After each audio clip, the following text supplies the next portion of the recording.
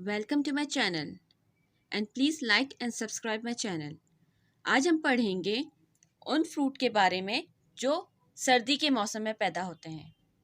So let's get started and very first one is kiwi. Kiwi को उर्दू में kiwi ही कहते हैं। कीवी। क्लेमेंटीन्स। क्लेमेंटीन्स को उर्दू में कीनू कहते हैं। कीनू, क्लेमेंटीन्स। पर्सिमन। पर्सिमन मीन्स अमलोक, रेड कलर के जो होते हैं अमलोक, पर्सिमन। ग्रेप फ्रूट, चकोतरा, उसको उर्दू में कहते हैं चकोतरा, ग्रेप फ्रूट। पेयर, पेयर को उर्दू में कहते हैं नाशपाती, पेयर, नाशपाती। स्टार फ्रूट, स्टार फ्रूट, सितारा फल, इसको उर्दू में कहते हैं, जब इसको काटते हैं तो सितारे की शक्ल के होते हैं।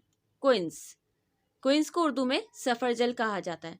ये पेयर फैमिली से बिलोंग करती है, मीन्स उससे रिलेट करती है, नाशपाती से। पपाया मीन्स पपीता, इसको उर्दू में पपीता कहते हैं, पपाया, पपाया।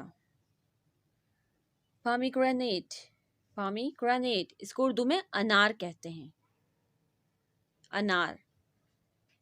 सपोता या मड एप्पल, चीकू को इंग्लिश में मड एप्पल भी कहते हैं, सपोता।